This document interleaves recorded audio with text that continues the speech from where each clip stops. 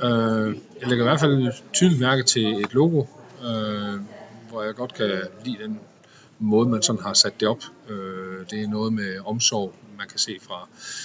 Jeg vurderer den lyseblå skikkelse som en mand, og noget omsorg holder hænder med den lille barn der. Der er en menubjælke, som siger Read all the news. Den prøver jeg lige at trykke på. Den var en af de første, der fandt min nysgerrighed. Og der er sådan nogle forskellige billeder fra det. Strukturelt lidt rodet med teksten. Det kunne være fint, hvis det var sådan, det var puttet på linje. We create awareness. Måske en lille smule svært at se i forhold til teksturen. Lyst på nogle af de lyse felter derinde. Men ellers okay balance i det. FAQ, god idé altid at have med. Så what brought us to this concept? Så kan man få en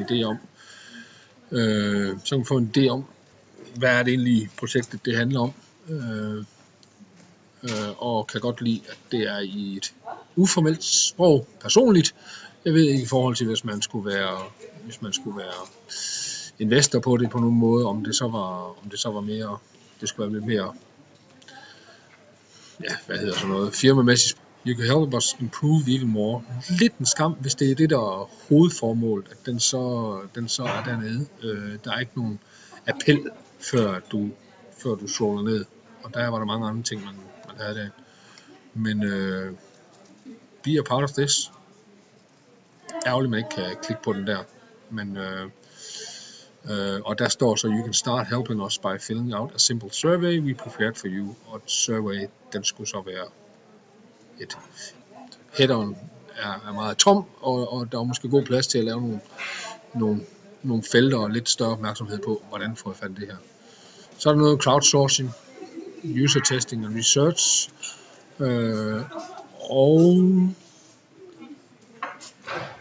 igen lidt gemt i det hele, at det er egentlig det, man har med. Der er meget forklaring om, hvad projektet er,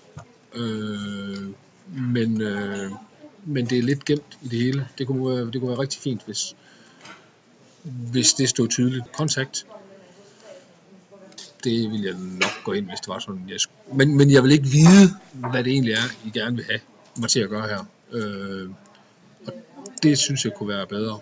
Og ellers så synes jeg sådan opsætsmæssigt, der er mange gode idéer i det. Men der mangler lidt små ting, for at det adresserer rigtigt.